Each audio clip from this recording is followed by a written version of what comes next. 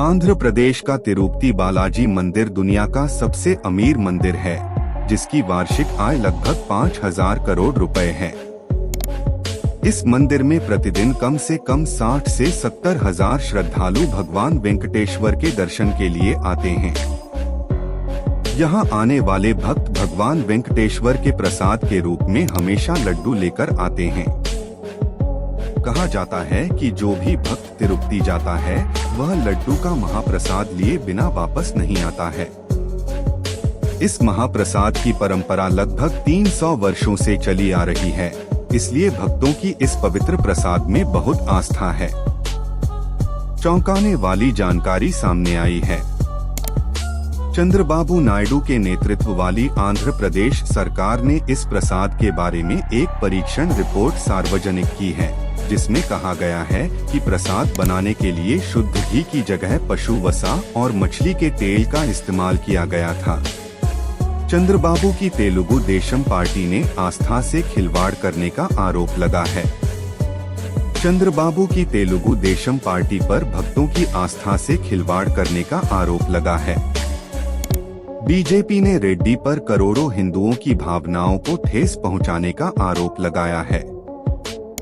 इस बीच रेड्डी की वाईएसआर कांग्रेस ने इन आरोपों का खंडन किया है, कहा कि चंद्रबाबू राजनीति के लिए किसी भी स्तर तक जा सकते हैं, तो कुल मिलाकर यह देखा जा रहा है कि मंदिर के लड्डू के प्रसाद को लेकर बड़ा हंगामा हो रहा है। प्रसाद में इस्तेमाल किए गए घी को लेकर लैब रिपोर्ट में क्या दावा किया गया है और इन सब से जगन मोहन रेड्डी की सरकार का क्या संबंध है। वीडियो शुरू करने से पहले चैनल को सब्सक्राइब जरूर करें। सबसे पहले देखते हैं कि तिरुमाला तिरुपति मंदिर में लड्डू की महाप्रसाद की परंपरा लगभग 300 साल पुरानी है। कहा जाता है कि अगस्त 1715 में पहली बार ये लाडवा भगवान वेंकटेश्वर को अर्पित किया गया था। पुराने प्रमाणों के अनुसार लड्डू चढ़ाने की परंपरा 1480 से शुरू होती है और इसे मनोहरम भी कहा जाता है। अब तक ज्ञात है कि इस प्रसाद को बनाने की विधि में 6 बार बदलाव किया गया है। कहा जाता है कि तिरुपति मंदिर में लड्डू बनाने का सिलसिला 1940 में मद्रास सरकार के समय से जारी है। घर में रसोई तैयार की जाती है। रसोई को लड्डू पोट्टू कहा जाता है। इन लड्डुओं को बनाने के लिए हर दिन 600 से ज्यादा रसोइये काम करते हैं।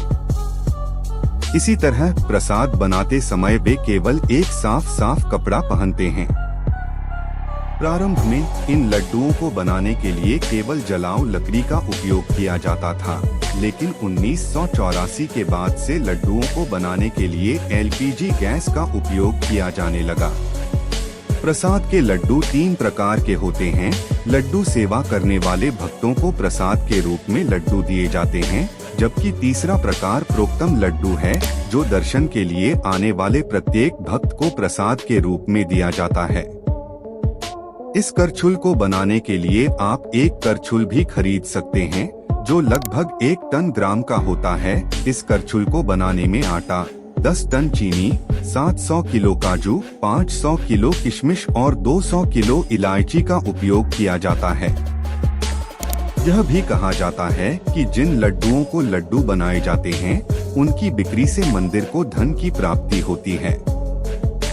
आइए अब जानते हैं प्रसाद लड्डू को लेकर विवाद क्यों है। चंद्रबाबू नायडू की टीडीपी ने बुधवार 18 सितंबर को एक रिपोर्ट जारी की। इस रिपोर्ट में कहा गया है कि तिरुपति बालाजी मंदिर में लड्डू प्रसाद बनाने के लिए इस्तेमाल किया जाने वाला घी अशुद्ध है। 9 जुलाई को मंदिर ट्रस्ट बोर्ड ने लड्डू में इस्तेमाल होने वाले घी के सैंपल जांच के लिए गुजरात के नेशनल डेयरी डेवलपमेंट बोर्ड को भेजे थे, जिसमें बताया गया था कि एक कंपनी का घी मिलावटी है। जिसके बाद 23 जुलाई को दोबारा घी के सैंपल जांच के लिए भेजे गए थे। रिपोर्ट 18 सितंबर को सामने आई। रिपोर्ट के मुताबिक घी में मौजूद तत्व इस वैल्यू रेंज से बाहर थे और यह भी कहा गया कि घी में मछली का तेल, एनिमल टैलो और एनिमल टैलो यानी जानवरों की चर्बी थी, जबकि लैड का मतलब सुअर का मांस था। नायडू की टीडीपी अब रेड्डी सरकार के दौरान प्रसाद में मिलावट का आरोप लगा रही है। तिरुपति बालाजी मंदिर का संपूर्ण प्रबंधन तिरुमाला तिरुपति देवस्थानम ट्रस्ट बोर्ड द्वारा 1979 में किया जाता है। आंध्र प्रदेश सरकार ने मंदिर के प्रबंधन के साथ साथ संचालित विभिन्न शैक्षणिक संस्थानों का प्रबंधन भी स्वयं करने के लिए एक अधिनियम पारित किया। मंदिर को इस बोर्ड को सौंपा गया है। बोर्ड की नियुक्ति आंध्र प्रदेश सरकार द्वारा हर 2 साल में की जाती है।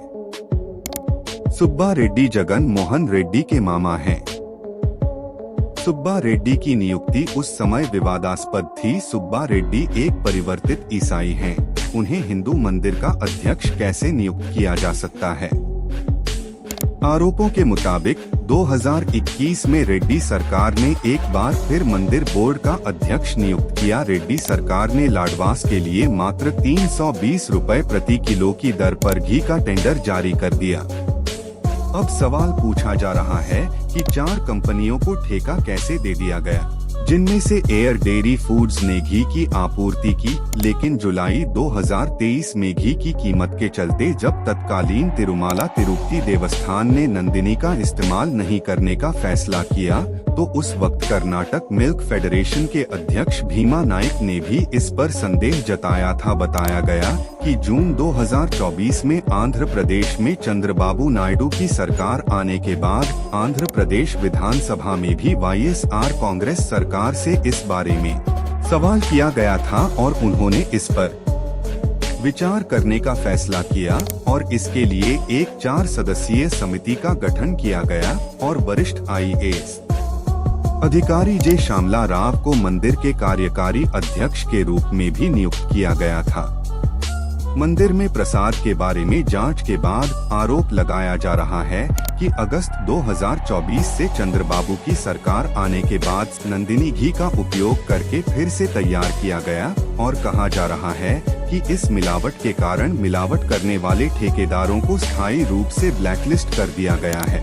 अब जगन मोहन रेड्डी की सरकार पर करोड़ों हिंदुओं की भावनाओं के साथ खिलवाड़ करने का आरोप लगाया जा रहा है। इस बीच टीडीपी के पास कोई ठोस सबूत नहीं है। ऐसे आरोप वाईएसआर कांग्रेस मंडल लाडवान मध्य तुपा को जून 2024 में भेजा गया था, जब आंध्र प्रदेश में चंद्रबाबू की सरकार काम कर रही थी। ऐसा मंदिर के तत्कालीन अध्यक्ष और वाईएसआर कांग्रेस के राज्यसभा सांसद वी सुब्बा रेड्डी ने कहा था और चुनौती दी थी। इस भ्रष्टाचार को साबित करने के लिए वाईएसआर कांग्रेस ने हाई कोर्ट में केस दायर कर दिया है।